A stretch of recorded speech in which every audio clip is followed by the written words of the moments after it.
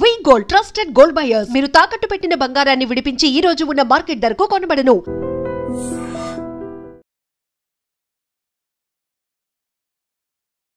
Welcome to I dream media. So జనరల్గా ఈ మధ్య కాలంలో ఎక్కువగా హార్ట్ అటాక్ చూస్తూ ఉన్నాము. యంగేజ్లోనే హార్ట్ అటాక్ అనేది వస్తూ ఉంది. అంటే హార్ట్ అటాక్ వచ్చే ముందు ఏమైనా లక్షణాలు కనిపిస్తాయా? మనం దాన్ని బట్టి ముందుగానే జాగ్రత్తలు తీసుకోవచ్చా? ఇక హార్ట్ అటాక్ వచ్చినప్పుడు ఏదైనా హార్ట్ అటాక్ కానీ ఏదైనా హార్ట్లో ఇబ్బంది వచ్చినప్పుడు స్టెంట్ వేస్తారని చెప్తారు కదా. సో దీని గురించి మనకు తెలియని విషయాలు ఏంటి పూర్తి వివరాలు తెలుసుకుందాం. మనతో పాటు ఉన్నారు ప్రముఖ కార్డియాలజిస్ట్ డాక్టర్ నవీన్ కుమార్ గారు. డాక్టర్ గారు నమస్తే అండి. నేను కరెక్ట్గా చెప్పానా? అంటే హార్ట్ అటాక్ వస్తే స్టెంట్ వేస్తారా? అంటే హార్ట్ అటాక్ వచ్చిన వాళ్ళందరికీ స్టెంట్ వేయరు. అంటే ఇన్ ద సెన్స్ ఆ హార్ట్ అటాక్ వచ్చినప్పుడు మన కొరనరీ అనాటమీ అని చూస్తాం. అంటే మన అయితే యాంజియోగ్రామ్ అని చేస్తాం. ఎప్పుడైతే హార్ట్ అటాక్ పేషెంట్ వచ్చినప్పుడు మనం యాంజియోగ్రామ్ అని చేస్తాం. యాంజియోగ్రామ్లో ఆ వెజల్స్ అనేది సూటబిలిటీ అనేది ఉండాలి. కొంతమందికి ఏంటంటే డిఫ్యూజ్ డిసీజ్ ఉంటుంది, వాళ్ళకి స్టెంట్ అనేది సూటబుల్ కాదు కొన్ని సిచ్యువేషన్స్లో. But majority of the times 90% of the times ఎవరికైతే హార్ట్ అటాక్ ఉంటుందో వాళ్ళకి స్టెంట్ వేయడం ద్వారా ఇమీడియట్ రిలీఫ్ అనేది వస్తుంది. సో దట్ ఆ మయోకార్డియం అనేది సేవ్ అవుతుంది. సో వాళ్ళు హార్ట్ ఫెయిల్యూర్లోకి పోకుండా మనం ప్రివెంట్ చేయగలుగుతాం. సో మోర్టాలిటీ అనేది కూడా అంటే డెత్ నుంచి కూడా మనం ప్రివెంట్ చేయగలుగుతాం. బట్ కొన్ని సందర్భాల్లో ఎక్కడైతే కొరనరీ అనాటమీ మనకి సూటబుల్గా ఉండదో ఆ సిచ్యువేషన్లో మాత్రం స్టెంట్ అనేది సూటబుల్ కాదు. ఇప్పుడు హార్ట్ అటాక్ హార్ట్ ఫెయిల్యూర్ అంటే ఎట్లా చెప్తారు? హార్ట్ అటాక్ అంటే ఏంటంటే గుండెకి సంబంధించి 3 బ్లడ్ వెజల్స్ ఉంటాయి. గుండెకి మనం పంప్ చేయాలి అంటే దానికి 3 బ్లడ్ వెజల్స్ ఉంటాయి. కొరనరీ వెజల్స్ అంటాం. Left coronary artery, right coronary artery, left circumflex artery అనేది ఉంటాయి మనకి. ఆ బ్లడ్ వెజల్స్లో బ్లాక్ వచ్చినప్పుడు సడన్గా గుండెకి ఎనర్జీ అంటే గుండెకి కావాల్సిన ఎనర్జీ తగ్గిపోయినప్పుడు మనం దాన్ని హార్ట్ అటాక్ అంటాం. హార్ట్ ఫెయిల్యూర్ అనేది ఏంటంటే ఆ హార్ట్కు ఉండే కండరం ఏదైతే ఉంటుందో మజిల్, హార్ట్ మనకు మజిల్ పంప్ అవుతున్న మజిల్ ఉంటుంది కదా, ఆ మజిల్ ఏదైతే వీక్ అవుతుందో ఆ వీక్ అవడానికి కారణాలు చాలా. అందులో ఒకటి హార్ట్ అటాక్. హార్ట్ అటాక్ మనం సరిగా ట్రీట్ చేయనప్పుడు అది ప్రొలాంగ్ అయ్యి హార్ట్ ఫెయిల్యూర్ అవుతుంది. అలా కాకుండా కొన్ని కార్డియోమయోపతీస్ అని ఉంటాయి. లైక్ హార్ట్ అనేది అక్కడ మజిల్ వీక్గా ఉంటుంది. కొన్ని హైపర్ట్రోఫిక్ కార్డియోమయోపతి ఉంటుంది, దాంట్లో కూడా హార్ట్ వీక్ అయ్యి కూడా మనకు పంపింగ్ తగ్గుతుంది. కొన్ని పెరిపాటైన్ కార్డియోమయోపతి, ప్రెగ్నెన్సీలో కొంతమందికి హార్ట్ వీక్ అవుతుంది. సో అలాంటి సందర్భాలు కూడా మనం హార్ట్ ఫెయిల్యూర్లోకి వెళ్తాం. అనీమియా, ఎవరికైతే హీమోగ్లోబిన్ తక్కువగా ఉంటుందో వాళ్ళకి మన హార్ట్ అనేది ఎక్కువ హైపర్ ఫంక్షనింగ్ అనేది చేయాల్సి వస్తుంది. ఫర్ ఎగ్జాంపుల్ ఒక 12 grams హిమోగ్లోబిన్ చేయాల్సిన పనిని ఫర్ ఎగ్జాంపుల్ ఒక 5 grams హిమోగ్లోబిన్ చేయాలన్నప్పుడు డిమాండ్ సప్లై మిస్ మ్యాచ్ వల్ల మనకి హార్ట్ ఫెయిల్యూర్ అనేది వస్తుంది. సో హార్ట్ ఫెయిల్యూర్ అనేది పంపింగ్ అంటే హార్ట్ మజిల్ వీక్ అవడం వల్ల వచ్చే కండిషన్. హార్ట్ అటాక్ అనేది గుండెకి బ్లడ్ సప్లై ఏదైతే ఉంటుందో కొరనరీ ఆర్టరీలో బ్లాక్ రావడం. సో హార్ట్ అటాక్ అనేది ఎక్స్ట్రీమ్లీ ఎమర్జెన్సీ కండిషన్. ఇప్పుడు ఈ బ్లాక్స్ ఉండి స్టెంట్స్ వేస్తే గుండె పదిలమా? సో ఎవరికైతే హార్ట్ బ్లాక్ ఉందో వాళ్ళని మనకు ఆ బ్లడ్ సప్లై ఇంక్రీజ్ చేసినప్పుడు డెఫినెట్గా వాళ్ళకి హార్ట్ అనేది తొందరగా రికవర్ అవుతుంది. హార్ట్ ఫెయిల్యూర్కి వెళ్లకుండా ప్రివెంట్ అవుతారు. ఆ హార్ట్ మజిల్ అనేది రికవర్ అవుతుంది. సో ఎవరికైతే హార్ట్ అటాక్ ఉండి మనం ఇమీడియట్గా స్టెంట్ వేయగలిగి వాళ్ళకి బ్లడ్ సప్లై ఇంప్రూవ్ చేయగలిగితే డెఫినెట్గా వాళ్ళకి మజిల్ అనేది ఇంప్రూవ్ అవుతుంది. సో వాళ్ళు మనం డెత్ నుంచి ప్రివెంట్ చేయగలం. ఇప్పుడు ఒక స్టెంట్ వేశారు, ఒక అంటే ఆర్టరీస్ బ్లాక్ అంటాము మనం, కొరనరీ ఆర్టరీ బ్లాక్ అంటాం. ఒక దానికి బ్లాక్ వచ్చింది, అక్కడ మనం స్టెంట్ వేశారు అంటే మిగతా వాటికి వచ్చే ఛాన్స్ ఉండదా డాక్టర్ గారు? అంటే ఫస్ట్ మనకి ఏదైతే మామూలుగా బ్లడ్ వెజల్లో బ్లాక్ ఎక్కడైనా రావచ్చు, ఏ వెజల్లో అయినా రావచ్చు. బట్ అది యూజువల్గా ఒక వెజల్లో వస్తుందా 2 వెజల్లో వస్తుందా అనేది మనకు ఆ పేషెంట్ వచ్చిన సందర్భం బట్టి మన యాంజియోగ్రామ్ చూస్తాము, దాంట్లో ఉంటుంది. But majority of the times మనకు వచ్చే టైమ్స్లో 1 or 2 బ్లాక్స్ ఎక్కువగా ఉంటుంది. కొన్నిట్లో 3 బ్లాక్స్ ఉంటాయి. ఎవరైతే 3-4 చోట్ల బ్లాక్స్ అనాటమీ సూటబుల్గా లేని బ్లాక్స్ ఉన్నప్పుడు మనం బైపాస్ సర్జరీకి వెళ్తాం. బట్ మేజర్గా అక్యూట్ అటాక్ ఏదైతే వచ్చినప్పుడు మనం ఇమీడియట్గా first stent is the highest priority. ఎప్పుడైతే స్టెంట్ వేయలేని సిచ్యువేషన్ లైక్ చెప్పినాను కదా అనాటమీ సూటబుల్గా లేనప్పుడు అలాంటి సందర్భాల్లో మాత్రం పేషెంట్ స్టెబిలైజ్ చేసిన తర్వాత మనం బైపాస్ సర్జరీకి పంపిస్తాం. బైపాస్ సర్జరీస్ అంటే మొత్తం హార్ట్ ఓపెన్ చేసి చేస్తారా? హార్ట్ ఓపెన్ చేసి ఇప్పుడు ఫర్ ఎగ్జాంపుల్ 3 బ్లడ్ వెజల్స్ ఉంటాయి నేను చెప్పాను కదా, ఆ 3 మల్టిపుల్ చోట్ల బ్లాక్స్ ఉన్నాయి. మనం స్టెంట్ వేయాలంటే మల్టిపుల్ స్టెంట్స్ వేయాలి. సో అలాంటి సిచ్యువేషన్లో మనం బైపాస్ సర్జరీకి ప్రిఫర్ చేస్తాం. ఎందుకు అంటే మల్టిపుల్ స్టెంట్స్ ఉన్నప్పుడు number of length of the stent పెరిగిన కొద్దీ మళ్ళీ స్టెంట్ బ్లాక్ అయ్యే టెండెన్సీ అనేది పెరుగుతుంది. సో వాళ్ళకి మనం బైపాస్ సర్జరీ అని ప్రివెంట్ చేస్తాం. కొన్ని సిచ్యువేషన్స్లో ఆ బైపాస్కి మన టార్గెట్స్ అంటాం, అంటే ఎక్కడైతే బ్లాక్ కింద వెజల్ నార్మల్గా ఉండాలి. సో వాళ్ళ టార్గెట్స్ బాగా ఉంటే బైపాస్ సర్జరీ సక్సెస్ అనేది ఎక్కువగా ఉంటుంది. కొంతమందికి డిఫ్యూజ్ డిసీజ్ ఉంటుంది, అంటే పైనుంచి కింద వరకు మొత్తం డిసీజ్ ఉంటుంది. ఆ చోట్ల మనం బైపాస్ సర్జరీ చేయడం డిఫికల్ట్గా ఉంటుంది. అలాంటి సందర్భాల్లో మనం ప్రిఫరబుల్గా కొన్ని లిబరల్ స్టెంటింగ్ వేసి వీలైనంత వరకు బ్లడ్ సప్లై ఇంక్రీజ్ చేస్తాం. సో కొన్ని సిచ్యువేషన్స్లో బైపాస్ కూడా డిఫికల్ట్ అవుతుంది. బైపాస్ సర్జరీ అంటే ఆ గుండె తీసి బయట పెట్టి దాన్ని మొత్తం ట్రీట్మెంట్ అనేది ఇస్తారు డాక్టర్ గారు. అప్పుడు వాళ్ళు ఎలా వెంటిలేటర్ మీద ఉంటారా ఎట్లాగా? బైపాస్ గుండె తీయడం కాదు, మనం మామూలుగా ఏంటంటే స్టెర్నాటమీ అంటాం. ఈ స్టెర్నం ఏదైతే ఉందో దాన్ని ఓపెన్ చేస్తాము, చేసి మనం పేషెంట్ని బైపాస్ హార్ట్ లంగ్ మిషన్ అంటుంది, బైపాస్ మిషన్కు పంపిస్తాము. తర్వాత హార్ట్ బీటింగ్ సర్జరీ 2 ఉంటాయి, heart beating surgery, on pump of pump అని 2 చేస్తారు. సో బీటింగ్ సర్జరీలో ఎక్కడి నుంచి అయితే మన బ్లాక్ ఉందో బ్లాక్ని బైపాస్ చేస్తాం. నార్మల్గా బ్లాక్ ఉండే రోడ్ కాకుండా వీళ్ళకి ఆల్టర్నేటివ్ రూట్, సో దట్ మనం హార్ట్ మజిల్కి బ్లడ్ సప్లై వస్తాం. ప్రాణం పోస్తున్నట్లే, ఇంకా వెళ్ళిపోతున్న ప్రాణాన్ని మీరు నిలిపి మళ్ళీ తిరిగి వాళ్ళకి ప్రాణం పోస్తున్నట్లే కదా డాక్టర్ గారు? అంతే అండి. హార్ట్ ఆ టైంలో ఆర్టిఫిషియల్గా కొట్టుకుంటుంది అంతేనా? అవును, అంటే 2 ఉంటాయి. బీటింగ్ హార్ట్ అని నార్మల్ పేషెంట్ బీట్ చేస్తున్నప్పుడు సర్జరీస్ చేస్తాము.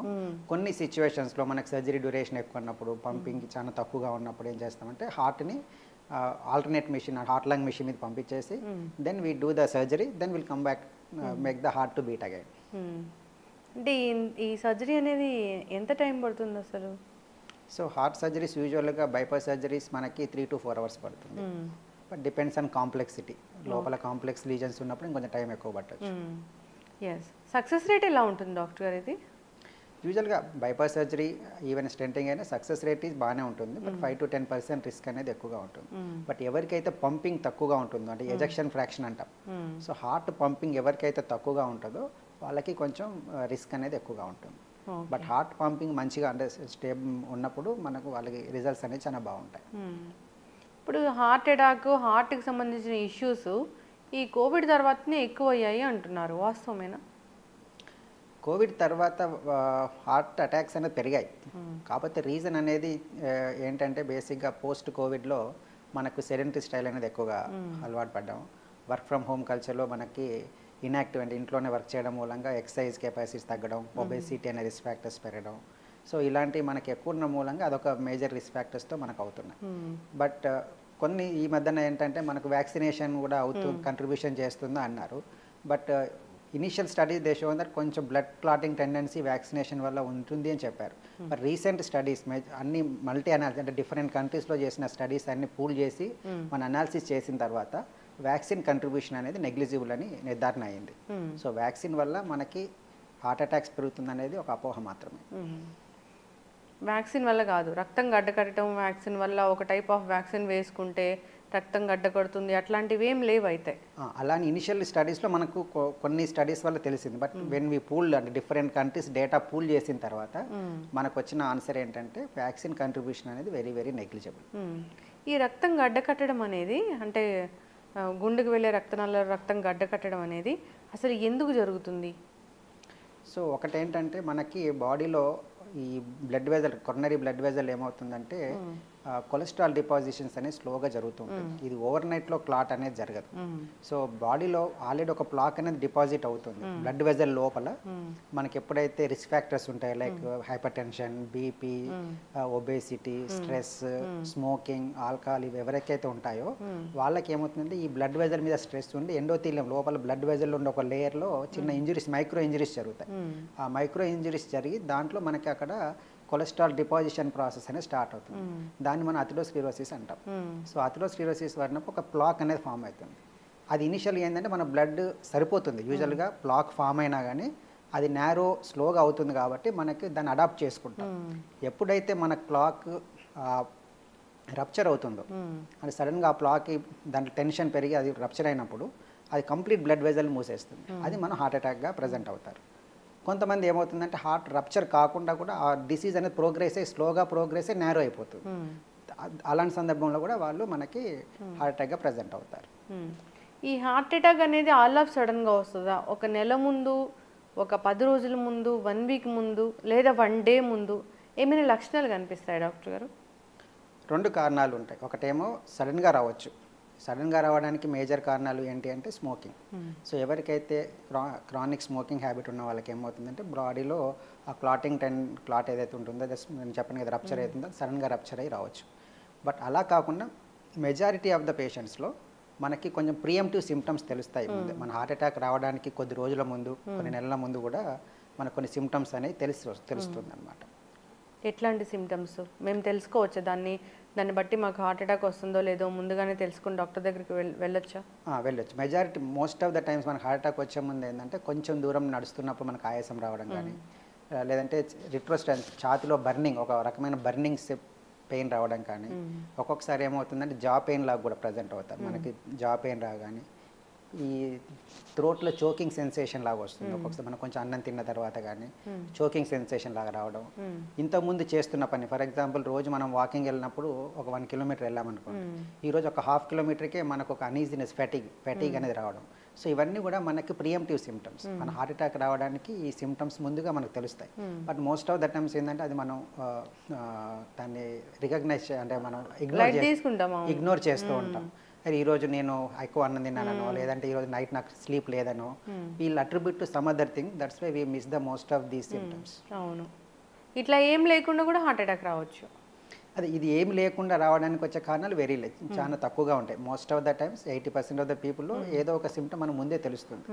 ఒక 10% వాళ్ళు మాత్రమే మనకి సడన్గా వస్తాయి. లైక్ స్మోకర్స్లో ఇప్పుడు మన యంగ్ స్ట్రోక్స్ చూస్తూ ఉంటాం కదా, వాళ్ళకి మాత్రమే సడన్గా వస్తూ ఉంటాయి. But majority of the times we have the some form of symptom which we ignore most of the times. ఇట్లాంటి ఏదైనా లక్షణం కనిపించినప్పుడు డాక్టర్ దగ్గరికి వెళ్తే అసలు ఏం జరుగుతుంది అనేది వాళ్ళు చెప్పేస్తారు. అంటే వస్తుంది నెక్స్ట్ ఒక 10 డేస్లో వస్తుంది అన్నప్పుడు తెలుసుకోవడానికి ఏమైనా టెస్ట్లు ఉంటాయి డాక్టర్ గారు? ఒకటి మనకి ఎప్పుడైతే నేను చెప్పిన సిమ్టమ్స్ ఏదైనా పెయిన్ యాంగిల్ ఆఫ్ ద జా నుంచి అబోవ్ ద అంబులికస్ వరకు ఏ పెయిన్ వచ్చినా మనకు కొంచెం ఎగ్జర్షన్ అంటే కొంచెం యాక్టివిటీతో కూడా మనలో ఆ సిమ్టమ్స్ చెస్ట్ పెయిన్ కానీ ఆయాసం కానీ ఫెటిక్ కానీ అనీజీనెస్ కానీ అనిపించినప్పుడు మన డాక్టర్ని సంప్రదించి టెస్టులు చేయించుకోవడం వల్ల మనం ఎర్లీగా డిటెక్ట్ చేయగలం. అంటే జనరల్గా టెస్ట్లు అంటే బ్లడ్ టెస్ట్ ఉంటుందా? 2 ఉంటాయి టెస్టులు. అందులో ఫస్ట్ చేయగలిగింది ఏంటంటే ఈసీజీ అనేది ఒక టెస్ట్, ఎలక్ట్రోకార్డియోగ్రామ్ అంటాం. సో ఈసీజీ అనేది మొదటి test which is to be done. So ఎప్పుడైతే మన ఈసీజీలో నార్మల్ ఉండి మనం ఇంకా సస్పిషన్ ఉన్నప్పుడు మనం వాళ్ళకి ట్రోపోనిన్ ఐ అని ఒక టెస్ట్ చేస్తాం. సో అది బ్లడ్ టెస్ట్. దాంట్లో ఏమవుతుందంటే మనకు ఎప్పుడైతే మనకు ఆ సిమ్టమ్స్ ఉండి మనకు ఈ ఈసీజీ ద్వారా బయటనప్పుడు ట్రోపోనిన్ ఐ ద్వారా కూడా బయటపడుతుంది. సమ్ టైమ్స్ ఇంకా మనం ఫర్దర్గా ఏంటంటే 2D ఎకో అనే టెస్ట్ ఉంటుంది. 2D ఎకో ఏమవుతుందంటే బాడీ కాంట్రాక్షన్లో కొన్ని చేంజెస్ వస్తాయి. ఒక segment of the heart contraction తగ్గడం కానీ అలాంటి వల్ల కూడా మనం హార్ట్ అటాక్ని ఎర్లీగా గుర్తు చేయగలం. ఇవన్నీ కాకుండా కూడా నార్మల్గా ఉన్నప్పుడు మనం ట్రెడ్మిల్ టెస్ట్ అని ఒకటి ఉంటుంది. ట్రెడ్మిల్ అంటే పేషెంట్ని ఎగ్జర్షన్ చేపిస్తాం. ఒక బెల్ట్ మీద గ్రాడ్యువల్గా అతని స్పీడ్ ఇంక్రీజ్ చేస్తూ హార్ట్లో ఉన్న ఈసీజీని రికార్డ్ చేస్తాం. అప్పుడు మనకు తెలుస్తుంది అతను ఎగ్జర్షన్ అయినప్పుడు ఏం జరుగుతుంది ఈసీజీలో, అది మనం ఫైండ్ అవుట్ చేయగలం. సో ట్రెడ్మిల్ ద్వారా మనము ఈ హార్ట్ అటాక్ సంబంధించిన సిమ్టమ్స్ని ఫైండ్ అవుట్ చేయగలం. అది కాకుండా సిటీ కొరనరీ యాంజియోగ్రామ్ ఎవరైతే ఈ 4 టెస్ట్లో కూడా మనకు బయటపడిన సందర్భం but still patient has symptoms ఉన్నప్పుడు సిటీ కొరనరీ యాంజియోగ్రామ్ అనే టెస్ట్ కూడా చేయొచ్చు. దాంట్లో కూడా మనకు ఫైండ్ అవుట్ అవుతుంది. దాంట్లో మనం కాల్షియం స్కోర్ అనేది చూస్తాం, కొరనరీ అనాటమీ చూస్తాం, దాంట్లో మనకు తెలుస్తుంది. మాకు తెలుసుకోవాలని ఉంది ఎప్పుడైనా వస్తుందేమోనని అంటే ర్యాండమ్గా అందరూ చేయించుకోగలిగే టెస్ట్ ఏమైనా ఉంటుందా? మాకేం లక్షణాలు లేవు, తెలుసుకోవాలనుకుంటున్నాను హార్ట్ అటాక్ వస్తుందో లేదో అని, అట్లా ఏమైనా టెస్ట్ ఉంటుందా డాక్టర్ గారు? అలాంటి వాటికి చెప్పినట్టుగా ECG, 2D echo, treadmill test ఈ 3 టెస్టుల ద్వారా మనకు ఒక 75% ఆఫ్ ద టైమ్స్ మనకు ప్రియంటివ్ సిమ్టమ్స్ ప్రియంటివ్గా మనం డయాగ్నోస్ చేయొచ్చు. బట్ 100% ఏ టెస్ట్ ద్వారా కూడా తెలుసుకోలేము. ఒక 75% వరకు తెలుసుకోవచ్చు. సిటీ కాల్షియం స్కోర్ ఇంకొక 5 to 10% అడిషన్ అప్ టు 85% వరకు కూడా మనం దాని ద్వారా తెలుసుకోవచ్చు. సిటీ కొరోనరీ యాంజియో అది డాక్టర్ చెప్తేనే చేయించుకోవాలి కదా? అది డాక్టర్ సలహా మాత్రం ద్వారానే చేసుకోవాలి. ఎందుకంటే it has high radiation exposure. అది ఎవరికైతే రిస్క్ ఫ్యాక్టర్స్ ఉన్నాయో నేను చెప్పిన ఈ 3 టెస్ట్లో మనకు ఎక్కడ బయటపడలేదు, బట్ స్టిల్ పేషెంట్ హై సస్పిషన్స్గా ఉంది అంటే మనకి సిమ్టమ్స్ తగ్గట్లేదు, అప్పుడు మనం ఆ టెస్ట్కి అనేది ప్రిఫర్ చేయాలి. ఓకే. చాలామందికి మెట్లు ఎక్కితే ఆయాసం వస్తుంటుంది. అంటే ఇన్ని స్టెప్స్ ఎక్కితే వీళ్ళకి ఆయాసం వస్తుంది అంటే వీళ్ళని సస్పెక్ట్ చేయొచ్చు హార్ట్ అటాక్ వస్తుందని అని ఏమైనా చెప్తారా డాక్టర్ గారు? అట్లా నార్మల్గా ఏంటంటే ఒక ఫిజికల్గా ఫిట్ ఉండేవాళ్ళు 2 ఫ్లైట్ ఆఫ్ స్టైర్స్ అంటే 2 ఫ్లోర్లు ఈజీగా ఎక్కగలరు వితౌట్ మేజర్గా ఆయాసం లేకుండా. కొంచెం ఆయాసం ఉంటుంది బట్ మేజర్గా ఆయాసం అనేది లేకుండా ఉంటుంది.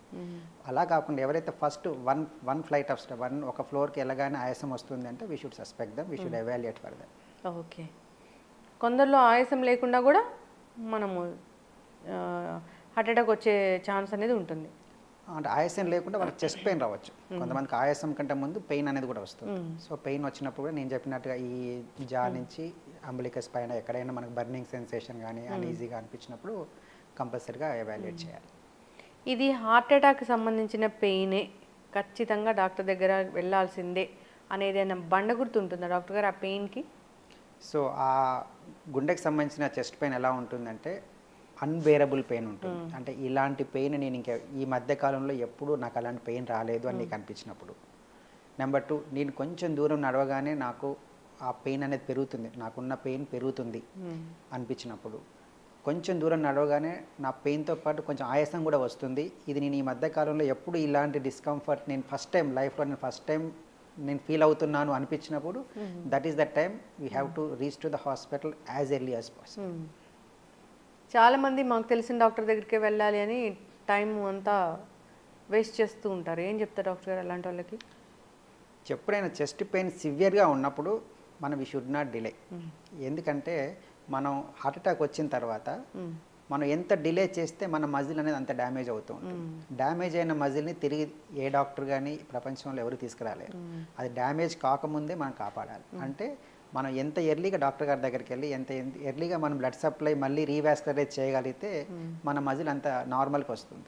సో మన రికమెండేషన్స్లో ఏంటంటే ఎవ్రీ 30 minutesకి the percentage of damage keep on multiply. So కాబట్టి మనం టైంని వేస్ట్ చేయకుండా నియరెస్ట్ హాస్పిటల్కి వెళ్ళి ముందు we should make our treatment first. Doctor గారు, ఇప్పుడు మెన్ ఉమెన్ వీళ్ళు ఎక్కువగా హార్ట్ అటాక్ ఎవరికి వస్తుంది? యూజువల్గా ఉమెన్స్లో వాళ్ళకి ఎవరికైతే వాళ్ళ మెన్స్ట్రువల్ పీరియడ్లో ఉన్నప్పుడు they have the protection from the heart.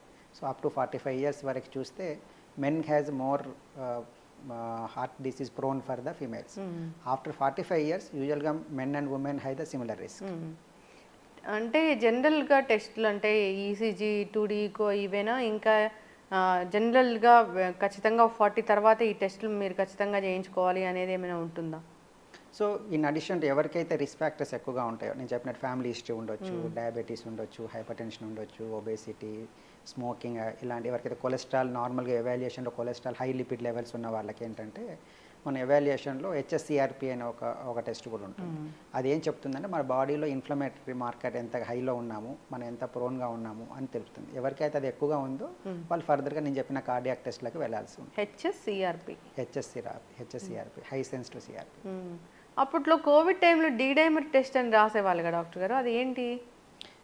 Dimer ఏంటంటే బాడీలో మనకి క్లాటింగ్ టెండెన్సీస్ ఉన్నాయి చెప్తాయి. బట్ అది ఎక్కడ ఉంటుందంటే యూజువల్గా దట్ ఈస్ నాట్ హార్ట్కి కోరిలేట్ చేయడం. లైక్ పెరిఫెరల్గా డీవీటీ అంటాం. సో లెగ్లో క్లాట్ వచ్చే టెండెన్సీ కానీ, పల్మనరీ ఆర్టరీ అంటాం, పల్మనరీ థ్రాంబోఎంబాలిజం అంటాం. అలాంటి క్లాటింగ్ టెండెన్సీస్ ఉన్న వాళ్ళలో ఆ డైమర్ అనేది పెరుగుతుంది. బట్ యూజువల్గా కొరనరీ ఆర్టరీ డిసీజ్లో డైమర్కి పెద్ద రిలేషన్ లేదు. హార్ట్ బాగుండాలి, పదిలంగా ఉండాలి, హార్ట్కి సంబంధించిన ఇష్యూస్ రాకూడదు, ఇప్పటివరకైతే రాలేదు అన్నప్పుడు ఖచ్చితంగా ఎలాంటి జాగ్రత్తలు తీసుకోవాలి? ఒకటి ఫస్ట్ ఏంటంటే మనము మన ఎక్సర్సైజ్ మీద ఫస్ట్ లైఫ్ స్టైల్ మోడిఫికేషన్తో స్టార్ట్ చేయాలి. So everybody irrespective of our age we should start minimum 40 minutes of walking every day మనం చేయాలి. నెంబర్ 1. నెంబర్ 2, మన లైఫ్ స్టైల్లో లైక్ బ్యాలెన్స్డ్ డైట్ అనేది తీసుకోవాలి. High cholesterol like junk food కానీ కాకుండా you should have the proper balanced diet చూసుకోవాలి. Number 2. Number 3 ఏంటంటే మనకి హ్యాబిట్స్ లైక్ స్మోకింగ్, ఆల్కహాల్ ఉంటే వాటిని క్విట్ చేయాలి. తర్వాత మనకు ఆల్రెడీ డిసీజ్ ఉన్నాయి లైక్ డయాబెటీస్ కానీ హైపర్ టెన్షన్ ఉన్నాయి, వాటిని కంట్రోల్ చేసి మెడికేషన్స్ అనేది రెగ్యులర్గా వాడాలి. నేను 2 రోజులు అటు వెళ్ళాను, ఈ ఊరు మిస్ చేయడం వల్ల ఏమవుతుందంటే మన బాడీలో ఆ రిస్క్ అనేది పెరుగుతూ ఉంటుంది. సో ఒకరోజు స్కిప్ చేసినా మనకు ఆ రిస్క్ అనేది పెరుగుతూ ఉంటుంది. తర్వాత ఏంటంటే ఒబేసిటీ నవ్వు ఏమవుతుందంటే ఈ ప్రజెంట్ జనరేషన్లో సెడెంటరీ స్టైల్, చిన్నపిల్లలకి మనం we are because taking care of the children so carefully, so there childhood obesity is happening. So అదేమవుతుంది, చైల్డ్హుడ్ ఒబేసిటీ ఇది silent risk factor for all the people nowadays. And another thing is the obstructive sleep apnea అంటాం. Obstructive sleep apnea అంటే కొంతమంది obese ఉండడం వల్ల కదా, కొంతమంది normal obese లేకపోయినా అవుతుందంటే స్నోరింగ్ అనేది వస్తుంది నైట్లో. సో ఆ స్నోరింగ్ అనేది కూడా మనకి స్లోగా ఆక్సిజన్ లెవెల్స్ని బాడీకి తగ్గించి అదొక రిస్క్ ఫ్యాక్టర్. సో ఈ రిస్క్ ఫ్యాక్టర్స్ ఉన్నప్పుడు మనం లేకుండా చూసుకొని ఆ ఉన్నప్పుడు మనం ఎర్లీగా ట్రీట్మెంట్ తీసుకోవడం మూలంగా వీ కెన్ ప్రివెంట్. ఎస్, ఖచ్చితంగా డాక్టర్ గారు. అట్లాగే బీపీ గురించి డాక్టర్ గారు, బీపీ ఎంత ఉంటే అది నార్మల్ బీపీ లెవెల్ అంటాము మనము? నార్మల్గా బీపీలో 2 కాంపోనెంట్స్ ఉంటాయి. ఒకటి సిస్టాలిక్ అంటే పైన 120/80 అన్నాం అనుకో, ఆ 120 అనేది సిస్టాలిక్ కాంపోనెంట్, 80 అనేది diastolic component. So systolic component 120 కిందకి ఉండాలి, 120 కన్నా తక్కువగా ఉండాలి, అండ్ డయాస్టాలిక్ అనేది అప్ టు 80 వరకు ఉండాలి. బట్ 120 నుంచి 140 వరకు కూడా మనము we can consider as a normal, but they are the pre hypertensive patients కాబట్టి వాళ్ళు మనం కేర్ఫుల్గా ఎవాల్యుయేట్ చేసుకోవాలి. కింద డయాస్టాలిక్ కాంపోనెంట్ 80 to 89 వరకు మనం వాళ్ళని ఎవరైతే ఆ మధ్యలో ఉన్నప్పుడు we have to change our life style, salt తక్కువ తీసుకోవడం కానీ, ఒబేసిటీ ఉంటే వెయిట్ తగ్గడం కానీ, అలాంటి లైఫ్ స్టైల్ మోడిఫికేషన్ చేసుకోవాలి. సో ఎప్పుడైతే మన BP systolic 140, diastolic 90 and above start అవుతుందో that is where we need to take the treatment. ఒక్కొక్కసారి సిస్టాలిక్ తక్కువ కరెక్ట్గా ఉండి 120, డయాస్టాలిక్ మాత్రం కొందరిలో ఎక్కువగా ఉంటుంది, 86, 87, ఒక్కొక్కసారి 90 వరకు ఉంటుంది. అది బీపీ అంటామా మనము? ఏదైనా సిస్టాలిక్ 140 అబవ్ ఉన్నా, డయాస్టాలిక్ 90 అబవ్ ఉన్నా, ఐదర్ ఆఫ్ దెమ్ ఏ ఒక్కటి ఎక్కువగా ఉన్నా మనం వాళ్ళ హైపర్ టెన్షన్ కిందనే ట్రీట్ చేయాలి, వాళ్ళకి ట్రీట్మెంట్ స్టార్ట్ చేయాలి. ఒకవేళ డయాస్టాలిక్ మాత్రమే ఎక్కువగా ఉంటే ఏమవుతుంది డాక్టర్ గారు? డయాస్టాలిక్ అంటే ఏంటంటే మనకు కాంట్రాక్షన్ బాగుంటుంది, రిలాక్సేషన్లో మనకు ప్రాబ్లం అనమాట. సో డయాస్టాలిక్ ఇండైరెక్ట్ మీనింగ్ మనకు అది తెలుస్తుంది. హార్ట్ రిలాక్సేషన్లో మనకి ప్రాబ్లం అనుకుని తెలుస్తుంది. సో మనం అది చేయనప్పుడు ఏమవుతుందంటే again it will may lead in to the heart failure. Okay. So మన డయాస్టాలిక్ హార్ట్ ఫెయిల్యూర్లో వెళ్ళే ఛాన్స్ ఎక్కువగా ఉంటుంది. కాబట్టి మనం సిస్టాలిక్ కాంపోనెంట్ అయినా డయాస్టాలిక్ కాంపోనెంట్ అయినా both are equally important. Both మనకి జనరేట్ అయ్యేది హార్ట్ నుంచే జనరేట్ అవుతుంది. సో సిస్టాలిక్ ఎక్కువ ఉన్నా మనకు హార్ట్ మీద లోడ్ పడుతుంది, డయాస్టాలిక్ ఎక్కువైనా మనకు హార్ట్ మీద లోడ్ పడుతుంది. కాబట్టి ఐదర్ ఆఫ్ దెమ్ ఉన్నా మనం we have to take the treatment. Yes, ఖచ్చితంగా డాక్టర్ గారు. సాల్ట్ అనేది తక్కువ తీసుకోవాలి, వాటర్ అనేది ఖచ్చితంగా సఫిషియెంట్ వాటర్ అనేది ఉండాలి. బీపీ ఉన్న వాళ్ళు ఫస్ట్ అంతా హైడ్రేషన్ అనేది అందరికీ ఇంపార్టెంట్. బికాజ్ హైడ్రేషన్ వల్లే మన బాడీలో ఎవ్రీ సెల్ ఈజ్ ఫంక్షనింగ్ కాబట్టి హైడ్రేషన్ అనేది ఎక్స్ట్రీమ్లీ ఇంపార్టెంట్. నెక్స్ట్ సాల్ట్ అనేది తక్కువగా తీసుకోవాలి. సాల్ట్ అనేది ఈజ్ మెయిన్. సాల్ట్ వల్ల ఏమవుతుందంటే బాడీలో ఎక్కువ ఫ్లూయిడ్ అక్యుములేట్ అవ్వడం కానీ, హార్ట్ మీద లోడ్ పడడం కానీ జరుగుతుంది. సో లో సాల్ట్ డైట్ అనేది primary aim for the hyper tension management. తర్వాత నేను చెప్పిన రిస్క్ ఫ్యాక్టర్ మేనేజ్మెంట్ అనేది తర్వాత. ఎస్, ఖచ్చితంగా డాక్టర్ గారు చాలా చక్కగా చెప్పారండి. సో ఏదైనా హెల్తీ లైఫ్ స్టైల్ మెయింటైన్ చేయాలి. కొంచెం మనకి ఏదైనా డౌట్ ఉంటే ఒకసారి డాక్టర్ దగ్గరికి వెళ్ళడం మంచిది. మనంగా సొంతంగా గూగుల్ చేసుకోవడం, సొంత వైద్యాలు చేసుకోవడం కన్నా. అంతేకాదు టెస్ట్లు అనేవి డాక్టర్లు చెప్పినప్పుడు చేయించుకుంటేనే మంచిది. చాలామంది కూడా ఎక్కువ ఇన్ఫర్మేషన్ ఉందని టెస్టులు చేయించుకుంటూ ఉంటారు, దానివల్ల కూడా ఏం ఉపయోగం ఉండదు. అంతేకాదు ఇప్పుడు బ్లడ్ థిన్నర్స్ అని ఎక్కువగా వాడుతూ ఉన్నారు డాక్టర్ గారు, డాక్టర్ ప్రిస్క్రైబ్ చేయకుండానే. సో అట్లాంటివి వాటి గురించి ఒక 2 మాటలు ముగిద్దాం మనం. ఓకే. సో బ్లడ్ థిన్నర్స్ అనేది అందరికీ అవసరం లేదండి. సో ఎవరికైతే రిస్క్ ఫ్యాక్టర్స్ ఉన్నా కానీ ప్రొఫైలాక్టిక్గా మనం బ్లడ్ థిన్నర్స్ వాడాలని ప్రజెంట్గా రికమెండేషన్ ఎక్కడా లేదు. సో కాబట్టి బ్లడ్ థిన్నర్స్ అనేది ఎవరికైతే హార్ట్ అటాక్ ఉందో, ఎవరికైతే ఆల్రెడీ జబ్బు అంటే హార్ట్ అటాక్ వచ్చి అని మిగతా రీజన్స్లో కానీ మనం ఆల్రెడీ బ్లడ్ థిన్నర్స్ అవసరం ఉన్నప్పుడు మాత్రమే వాటిని వాడాలి. యాజ్ ఎ ప్రొఫైలాక్టిక్గా నాకు చెస్ట్ పెయిన్ రాగానే నేను ఒక బ్లడ్ థిన్నర్ తీసుకుంటాను అనేది మాత్రం చాలా రాంగ్ ప్రాక్టీస్ అవుతుంది.